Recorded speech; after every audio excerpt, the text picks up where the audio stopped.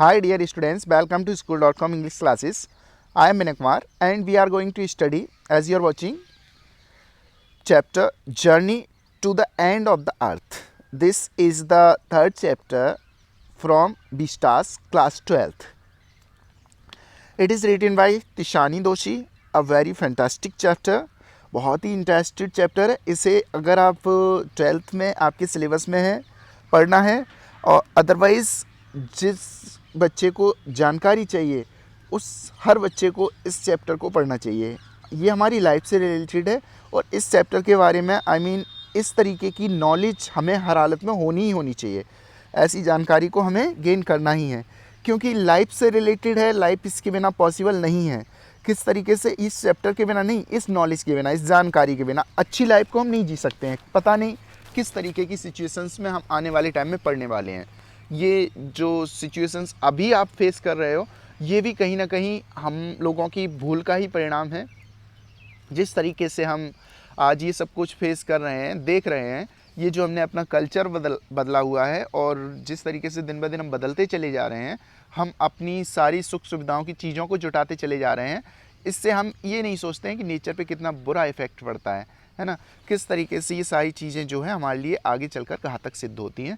हम जो है अपना जीवन कहीं ना कहीं मंगल पे खोजने की कोशिश कर रहे हैं. इतना सारा कुछ इन्वेस्ट करते हैं उसमें. कहीं अगर हम यहीं पे सही तरीके से रहना शुरू कर दें, इन सारी चीज़ों को प्रिजर्व करना शुरू कर दें, इकोलॉजी को बनाए रखें तो जीवन में मंगल आ जाएगा और फिर हमें शायद उस मंगल की आवश्यकता नहीं पड़ेगी. हम चंद्रमा पे जाने की कोशिश नहीं करेंगे शायद इतनी उत्सुकता के साथ. बेशक विज़िट करने के लिए कुछ जानकारी के लिए जाएं, लेकिन अभी तो हम लोगों का उद्देश्य ये हो गया कि वहाँ पे हम लोग जीवन तलाश रहे हैं. हमें अपनी इस पृथ्वी का जीवन जो है नष्ट करके वहाँ पे जीवन तलाश कर क्या मिलने वाला है? कुछ भी नहीं. लेकिन अगर हमने यहाँ की इकोलॉजी को प्रिजर्व नहीं किया, यहाँ के नेचर को प्रिजर्व नहीं किया, नेचुरल रिसोर्सेज को प्रिजर्व नहीं किया, तो डेफिनेटली आने वाले टाइम में हमारा ये जो जीवन है वो बहुत ही ज़्यादा बर्ज होने वाला है ना. यहाँ पे जीवन बहुत मुश्किल हो जाएगा, बहुत कठिनाइयों से भरा होगा. ऐसा माना जा रहा है कि जिस तरीके से ये टेम्परेचर बढ़ता चला जा रहा है, अगर यही सिचुएशन रही तो 2050 तक जो है ऑलमोस्ट 3.5 डिग्री सेंटीग्रेड टेम्परेचर बढ़ जाएगा. और इतना टेम्परेचर बढ़ने का मतलब है कि जो भी बड़े बड़े ग्लेशियर्स हैं वो सारे के सारे पिघल जाएंगे. लाइफ चेन टूट जाएगी. बहुत सारे जो वहाँ पर पाए जाने वाले पोलर बियर्स वगैरह जो जीव हैं, एनिमल्स हैं, वो सारे डिस्ट्रॉय हो जाएंगे. और इकोलॉजी में किसी भी तरीके का कोई परिवर्तन होता है तो इसी तरीके के परिणाम हमें भुगतने पड़ते हैं, जैसा कि आज हम भुगत रहे हैं. कहीं ना कहीं ये जो है किसी ह्यूमन एरर का ही रिज़ल्ट है जो कोरोना से आज पूरा का पूरा वर्ल्ड त्रस्त है बहुत ज़्यादा. ये नेचर है जो हमें सबक सिखा रहा है कि सुधर जाओ, नहीं तो आने वाले टाइम में इससे भी भयानक स्थितियां देखने को मिल सकती हैं. कैसे? जब हम इकोलॉजी को पूरी तरीके से डिस्ट्रॉय कर रहे हैं. These all are the things which are connected to the chapter. जो भी हम सीख रहे हैं वो सब कुछ चैप्टर से ही कनेक्ट है. अगर आज हमने नहीं सीखा तो आने वाले समय में ऐसी बहुत सारी चीज़ें जो कि ज़बरदस्ती नेचर हमें सिखाएगा और उन सारी चीज़ों से निपटना, उन सारी चीज़ों से जूझना हम लोगों के लिए एक इतनी बड़ी समस्या लेकर आएगा कि इमेजिन नहीं की जा सकती है. बहुत मुश्किल है. ये जो कोरोना है ये प्रकृति की देन है. ये इकोलॉजी से किस तरीके से संबंधित है, ये हम नेचर से किस तरीके से कनेक्ट कर रहे हैं, किस तरीके से नेचर हमें एक लेसन सिखा रहा है, थोड़ा समझते हैं. ये क्या था कि 1949 में शायद चाइना में किसी एक प्लेस पर बहुत ही भयंकर अकाल पड़ा. वहाँ पे हुआ क्या, लोगों ने जो कुछ भी मिला खाना शुरू कर दिया. जितना बुरे से बुरे, डेंजरस से डेंजरस जो भी एनिमल्स, इंसेक्ट्स, जो कुछ भी मिलता था सब कुछ खा जाते थे. इवन यहाँ तक स्थिति आ गई थी कि एक आदमी दूसरे इंसान का मांस तक खाने लगा था अपने खुद को सरवाइव करने के लिए. तो उस टाइम पे सिचुएशन ऐसी थी कि इंसान को सरवाइव करने के लिए सब कुछ करना पड़ा. धीरे धीरे वो चीज़ कल्चर बन गई है ना, कल्चर में शामिल हो गई. इस तरीके की ज़रूरतें नहीं थी चाइना में, लेकिन फिर भी लोगों ने ऐसा किया. आज भी वो वहाँ पे सब चीज़ खाते हैं. धीरे धीरे हम इकोलॉजी को डिस्ट्रॉय करते चले जा रहे हैं, जिससे क्या हो रहा है कि जो जीव हैं जो जंगलों के अंदर रहा करते थे अब जंगल ही नहीं रहेंगे तो जीव वो कहाँ जाएंगे, वो कहीं ना कहीं ह्यूमन कांटेक्ट में आएंगे। ह्यूमन कांटेक्ट में आने के साथ साथ क्या होगा कि जो भी उनके अंदर बीमारियां हैं वो भी ह्यूमन कांटेक्ट में आएंगी, क्योंकि इस तरीके के लोग जो कि सब कुछ खा जाया करते हैं, वो जीव जब बाहर आएंगे तो उन्हें भी खाएंगे, है ना। तो वो कहीं ना कहीं पहले हमारे लिए बहुत ज़्यादा डेंजरस रहे हैं, उनको हमने अभी तक टच नहीं किया था, लेकिन फर्स्ट टाइम ऐसा हो रहा है, लोग इन सारी चीज़ों को खा रहे हैं। तो उसकी वजह से क्या हो रहा है कि ये ह्यूमन कांटेक्ट में आ रहा है और ह्यूमन को इफ़ेक्ट भी कर रहा है। किस तरीके से इफ़ेक्ट कर रहा है वो आप बहुत अच्छी तरीके से देख पा रहे होंगे। दूसरी चीज़, इकोलॉजी को अगर हम डिस्ट्रॉय करते चले जा रहे हैं तो उसकी इम्पैक्ट हमें कहाँ पे देखने को मिल रहे हैं कि अभी आपने न्यूज़ में बहुत अच्छे से सुना होगा जो लोकस्ट अटैक है, पाकिस्तान में तो बहुत ही बुरी स्थिति है, कहीं ना कहीं इंडिया की राजस्थान में भी आप देख रहे होंगे एक बहुत बड़ी संख्या में ये जो लोकस्ट हैं वो अटैक किया करते हैं। और एक दिन के अंदर अंदर ही, अगर हम आपको बताएं, शॉकिंग होगा कि सिर्फ एक दिन में ये जो लोकस्ट का एक झुंड है इतना खा जाया करता है एक खेत की फसल को, जितना कि अगर हम पूरा का पूरा अपना डिस्ट्रिक्ट कासगंज, एटा, बदायूं, फर्रुखाबाद सबको मिला लें तो सारे लोगों को अगर हम दावत खिलाएं उतना सारा खर्च नहीं होगा, उतना सारा अनाज ये नहीं खा पाएंगे। इस पूरी की पूरी पॉपुलेशन को जोड़ लें तो भी इतना ज़्यादा ख़त्म नहीं होगा जितना कि ये 24 घंटे के अंदर ख़त्म कर जाया करते हैं। तो सोचिए कितनी बड़ी संख्या में ये होंगे, कितना सारा डिस्ट्रॉय, कितना बड़ा ये डिवास्टेशन हमारे लिए लेकर आते हैं। ये सब कुछ क्यों हो रहा है, ये लोकस्ट अटैक हमारे ऊपर क्यों हो रहा है, ये हम आपको क्यों समझा रहे हैं। ये इसकी वजह से हो रहा है कि कहीं ना कहीं पहले आप जब छोटे होंगे या फिर अपने माँ बाप से सुनते होंगे कि बहुत सारे जो वर्ड्स थे वो पाई जाती थी, हमारे घरों में हुआ करती थी, गौरैया हुआ करती थी। धीरे धीरे आज आप देख रहे होंगे सारी की सारी वर्ड्स जो हैं ख़त्म होते चले जा रहे हैं। बहुत रेयर आपको कहीं पे ये जो पुराने टाइम में देखने को मिलती थी, एक्सटिंक्ट कैसे हो रहे हैं वो आप देख पा रहे होंगे। पहले हमारे यहाँ पे वल्चर पाए जाते थे, जो हम लोग हैं उन्होंने बहुत अच्छी तरीके से देखे, आप लोगों में से शायद बहुत सारे बच्चों ने देखे भी ना हो। यहीं पे लोकल में बहुत सारे वल्चर्स पाए जाते थे, लेकिन आज बिल्कुल भी नहीं है, वो ख़त्म हो चुके हैं। अब ये जो बर्ड्स हुआ करती हैं वो इन लोकल्स वगैरह को खाते हैं। अब जब बर्ड्स ही नहीं होंगे तो लोकस जो है इनकी प्रजनन क्षमता बहुत ज़्यादा बढ़ जाएगी और दिन ब दिन बढ़ते चले जाएंगे और बिल्कुल उस तरीके से हो जाएंगे जैसे कि आज हो गए हैं, है ना। ऐसा आप देख रहे हो। तो ये जो सारी चीज़ें हैं हमारी कहीं ना कहीं अपने ही करी धरी हुई हैं, हम लोगों की करी धरी हुई हैं। हम बिना देखे बिना समझे इन सारी चीज़ों को पूरी तरीके से डिस्ट्रॉय करते चले जा रहे हैं, जिसका परिणाम हमें किसी और दूसरे रूप में भुगतना पड़ता है। डेफिनेटली भुगतना तो पड़ता ही है, इसका सामना तो हमें करना ही करना है। और आज जो अगर हम कर रहे हैं वो आने वाले टाइम में इसको हमें फेस करना पड़ेगा। टेम्परेचर बढ़ेगा, गर्मी बहुत ज़्यादा होगी और उसको जो हीट वेव वगैरह होंगी उसकी वजह से हमारी स्किन प्रॉब्लम होने वाली है। तो ये सारी चीज़ें डेफिनेटली होंगी। यूरोप में विंटर में वार्म होगा, देख लेना आप, वहाँ पर आने वाले टाइम में 2050 तक ऐसा बताया जा रहा है कि जो विंटर्स होंगी वो भी कहीं ना कहीं वार्म होने लगेंगी। जो इस टाइम तक वे भी आप देख रहे होंगे अमेरिका, न्यूयॉर्क वगैरह का जो टेम्परेचर है वो 12 डिग्री सेंटीग्रेड से ज़्यादा, 15 डिग्री सेंटीग्रेड से अब नहीं निकल रहा है। वहाँ पर विंटर में जब गर्मी होगी तो सोचो यहाँ की क्या कंडीशन हो सकती है। तो ये सारी चीज़ें जो हैं हमें आगे देखकर चलना चाहिए। इन्हीं सारी चीज़ों से जो है ये चैप्टर डील करता है। कैसे आगे हम पढ़ेंगे और समझेंगे किस तरीके से हम लोग जो हैं एक खतरा बन चुके हैं प्रकृति के लिए। If you want to know more about the planets past, present and future, the Antarctica is the place to go to. अगर आप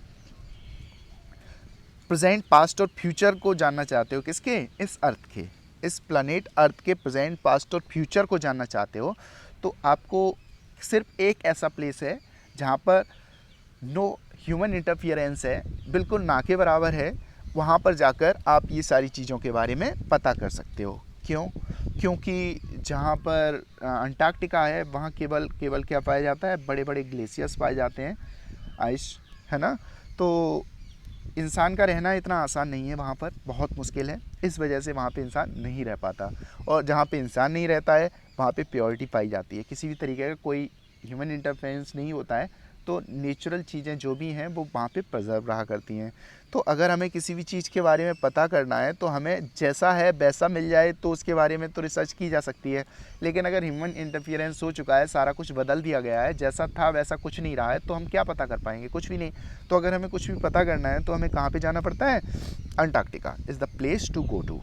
बॉन वोयेज बोल रहे हैं, वैसे तो वोयेज का मतलब होता है समुद्री लंबी यात्रा, यहाँ पे नेम है। Early this year I found my self abroad a Russian research vessel. कहाँ पे मैं जा रही थी? अर्ली दिस ईयर, शुरुआती इस साल में मैंने अपने आप को एक रशियन रिसर्च वेसल पाया। वेसल काफ़ी बड़ा जहाज हुआ करता है। इसका नाम क्या था? The Akademik Shokalskiy. तो एकेडमिक शुकाल्स्की पर ये जो थे जा रही थी। Heading towards the coldest, driest, windiest continent in the world. किसकी तरफ को ये चलना शुरू कर दिए थे? Towards the coldest. कोल्डेस्ट का मतलब सर्वाधिक ठंडा, ड्राईएस्ट का मतलब सर्वाधिक सूखा। सूखा, वहाँ पे बर्फ़ है तो सूखा कैसे? आई मीन वहाँ पे कुछ ऐसा नहीं होता है जो हरियाली वगैरह हो। विंडीस्ट, विंडीस्ट का मतलब बहुत ज़्यादा हवाएं चलती हैं ठंडी ठंडी वहाँ पे। कॉन्टिनेंट है ये, एक महाद्वीप इन द वर्ल्ड। तो ये एक ऐसी जगह जो सबसे ज़्यादा ठंडी है, सूखी है और सबसे ज़्यादा हवा वाली है। अंटार्कटिका जिसका नाम है। माई जर्नी बिगेन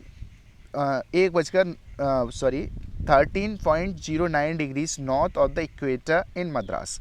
तो इन्होंने इतनी डिग्रीज, ये डिग्रीज और ये अक्षांश देशांतर उस हिसाब से ये सब कुछ निकला करता है। नॉर्थ ऑफ द इक्वेटर, ये north of the equator, equator आप शायद समझ पा रहे हो, रेखा है एक, वहाँ से इन्होंने इस चीज़ की शुरुआत की। लाइन है एक, in Madras and involve crossing 9 time zones. और जो हम कितने टाइम जोन्स को क्रॉस करते हुए यहाँ से निकले? 9 टाइम जोन्स। टाइम जोन्स क्या होते हैं? जैसे कि हमारा जो वर्ल्ड है वो अकॉर्डिंग टू द सनलाइट अलग अलग डिफरेंट टाइम जोन्स में बटा हुआ है ना। तो अक्षांश देशांतर जो कुछ ही बताए, लॉन्गिट्यूड लैटिट्यूड, इसी के बेस पर एक डेफिनिट डिस्टेंस पर न्यू टाइम जोन्स का निर्माण किया जाता है, न्यू टाइम जोन्स बनाए जाते हैं ना। तो उसी के अकॉर्डिंग हम टाइम देखा करते हैं। ऐसा नहीं है कि जिस टाइम पर सन हमारे यहाँ पे राइज होता है उसी टाइम पर अमेरिका में भी राइज होता हो। आप समझ सकते हैं कि जब यहाँ पर डे होता है तो वहाँ पे नाइट होता है। तो अब टाइम जोन्स जो होंगे, जोन्स का मतलब होता है क्षेत्र, तो वहाँ के क्षेत्र का टाइम अलग होगा और हमारे क्षेत्र का टाइम अलग है ना। तो शायद आप समझ पा रहे होंगे। खैर, भारत जो है इतना बड़ा देश है और इसमें भी काफ़ी वेरिएशंस पाए जाते हैं। जिस टाइम पे सन उड़ीसा में राइज होता है या फिर जिस टाइम पे मेघालय वगैरह में राइज होता है उस टाइम पे शायद गुजरात में राइज नहीं होता है। जिस टाइम पर कश्मीर में दिखता है उस टाइम पे शायद कन्याकुमारी में नहीं दिखता हो। तो कहीं ना कहीं स्लाइट वेरिएशन तो रहता ही है। अपने देश के अंदर ही घंटों का डिफरेंस पड़ जाता है और जब हम कंट्रीज़ को क्रॉस करेंगे तो फिर बहुत सारे टाइम जोन्स हमारे सामने आने वाले हैं। तो इस तरीके से शायद आप समझ पा रहे होंगे। And involve crossing 9 time Jones. हमने जो थे कितने टाइम जोन्स क्रॉस किए? 9। 6 चेक पॉइंट्स। अब क्या होता है कि अगर हम किसी एक देश से दूसरे देश में जा रहे होते हैं तो जो बॉर्डर्स वगैरह पड़ते हैं वहाँ पे हमारा वीज़ा, ये सब कुछ जो डॉक्यूमेंट्स चेक किए जाते हैं, चेक पॉइंट्स हुआ करते हैं। तो ये 6 चेक पॉइंट्स को क्रॉस किया। 3 bodies of water. Bodies of water से मतलब जो हमारे ओशियंस वगैरह हैं उनके बारे में बात कर रहे हैं। तो 3 बॉडीज़ ऑफ वाटर को ये क्रॉस करके गए। And at least as many ecospheres, और लगभग इतने ही इकोस्फीयर्स भी। इकोस्फीयर्स क्या होते हैं कि अगर हम यूपी में रह रहे हैं तो यूपी जो है एक डिफरेंट काइंड ऑफ इकोस्फीयर रखता है। यहाँ पर अलग प्रकार के जीव पाए जाते हैं। अगर हम मेघालय या फिर मिज़ोरम, असम, सिक्किम इधर जाएंगे तो अलग प्रकार के जीव कुछ जो वहाँ पाए जाते हैं शायद यहाँ ना पाए जाते हों। अगर हम वाटर बॉडीज़ में जाएंगे तो जो ज़मीन पर पाए जाने वाले हैं, वाटर बॉडीज़ में पाए जाने वाले जो जीव हैं वो अलग होंगे। तो ये जो डिफरेंट प्लेसेस पे वेरिएशंस होता है एनिमल्स का या फिर इंसेक्ट्स का, इसे हम इकोस्फीयर के नाम से जानते हैं। जो फ्लोरा एंड फौना जो होते हैं डिफरेंट टाइप्स के पाए जाते हैं, इकोस्फीयर में आ जाते हैं। तो ये बहुत सारे इकोस्फीयर्स को भी पार करके गई। By the time I actually set foot on the Antarctic continent, I had been traveling over 100 hours in combination of a car, an aeroplane and a ship. तो इन सारी चीज़ों को लेकर क्या क्या चीज़ से इन्होंने ट्रेवल किया था, कार, एरोप्लेन और शिप, सभी को मिलाकर इनकी जो यात्रा थी वो कितने घंटे की हो चुकी थी, 100 आवर्स की, है ना। शिप से भी गई थी और एरोप्लेन से भी गई थी और कार भी हायर की थी, तब ये जो है 100 आवर्स की यात्रा करके कहाँ पे इन्होंने पहला कदम रखा था अपना, अंटार्कटिका के ऊपर. So my first emotion on facing Antarctica's expensive wide landscape and uninterrupted blue horizon was relief. अब इतनी लंबी यात्रा के बाद क्या हुआ करता है, नॉर्मली इंसान जो होता है थक जाया करता है ना. हम अगर 40-50 किलोमीटर की यात्रा कराएं और लौट कर आते हैं घर पे तो काफ़ी अनकम्फर्टेबल फील किया करते हैं, ऐसा लगता है थोड़ा सा रिलैक्स कर लिया जाए. और ये तो 100 आवर्स, और वो भी इतने सारे व्हीकल्स को चेंज करके जब वहाँ पे पहुँची तो इन्होंने जब देखा वहाँ पे एक अनइंटरप्टेड का मतलब किसी भी तरीके का ह्यूमन इंटरफियरेंस नहीं है, काफ़ी अंटार्कटिका's एक्सपेंसिव वाइट लैंडस्केप, जहाँ तक भी नज़र जा रही थी तो विशाल विस्तृत फैला हुआ क्या था, वाइट लैंडस्केप था, सफ़ेद ही सफ़ेद, केवल बर्फ़ की वजह से नज़र आ रहा था. ब्लू हॉराइजन वॉज रिलीफ, तो जहाँ तक उनकी नज़र जा रही थी हॉराइजन क्या हुआ करता है, एक ऐसा पॉइंट जहाँ पर हमें आसमान और ज़मीन एक दूसरे को टच करते हुए नज़र आ रहे होते हैं, एक दूसरे से मिलते हुए नज़र आ रहे होते हैं. जब आप बहुत दूर तक देखोगे तो आपको ऐसा लग रहा होगा कि ये जो आसमान है वो ज़मीन को छू रहा है. That point is called the horizon. अब यहाँ पर तो पेड़ पौधे हैं नहीं इस तरीके के, तो इनकी नज़र जहाँ तक भी जा रही थी वो ब्लू हॉराइजन नज़र आ रहा था, नीला आसमान. अब ये आसमान का कलर हमारे यहाँ पर थोड़ा सा वाइट या रेड स्काई नज़र आया करता है, ऐसा वहाँ पर नहीं है. वहाँ पर क्या है कि पूरी तरीके से क्लीनलीनेस है, वहाँ पर ह्यूमन इंटरफियरेंस है नहीं किसी भी तरीके का, कोई पॉल्यूशन है नहीं, तो जो स्काई है वहाँ पर प्योर ब्लू नज़र आता है, स्काई ब्लू नज़र आता है ना. तो ये वहाँ पर ये देख रही थी, एकदम अलग एक्सपीरियंस था इनके लिए, बहुत ही शानदार नज़ारा. ये चीज़ इन्हें बहुत ज़्यादा रिलीफ दे रही थी इतनी थकान के बाद भी, इतनी लंबी यात्रा के बाद भी. Followed up with an immediate and profound wonder. और वहाँ पर एक और चीज़ थी, इमीडिएट एंड प्रोफाउंड, अत्यधिक आश्चर्य वाली चीज़. क्या है ना कि किसी भी चीज़ की आवाज़ आपको वहाँ पे नहीं सुनाई देगी, तो आश्चर्य तो आपको होगा ही. बिल्कुल पीस, पूरी तरीके से शांति. Followed up with an immediate and profound wonder at its immensity. एक आश्चर्य हो रहा था, इतना विशाल, जहाँ तक नज़र जा रही हो वहाँ तक केवल और केवल बर्फ, कुछ भी नहीं. इट्स आइसोलेशन, बिल्कुल निर्जनता, किसी भी तरीके का कोई भी आपको इंटरफियरेंस नहीं मिलेगा, किसी भी तरीके कोई साउंड नहीं मिलेगा, एकदम कोई डिस्टर्बेंस नहीं होगा, isolation. What mainly at how there could ever have been a time when India and Antarctica were part of the same landmass. हाँ, फिर हम आगे बात करेंगे. जब वहाँ पर देखते हैं तो आश्चर्य इस चीज़ को देखकर भी होता है कि एक दिन वो भी था, करोड़ों वर्ष पहले, एक दिन ऐसा भी रहा होगा जब भारत और अंटार्कटिका एक दूसरे के जुड़े हुए थे. एक ही पार्ट था ये, भारत और अंटार्कटिका जो थे वो अलग नहीं थे, एक ही भूभाग के दो हिस्से हो गए हैं ये, और भारत कहाँ आ गया है और अंटार्कटिका कहाँ पर है. ये सोचकर बड़ा आश्चर्य होता है कि कौन सा वो समय रहा होगा, किस टाइम की बात होगी, भारत और अंटार्कटिका दोनों एक ही लैंड मास का पार्ट होते होंगे. It's all, later we will continue. हम इसे बहुत ही तसल्ली से पढ़ेंगे, काफ़ी समझते हुए. Thank you very much. We will meet in the next lecture.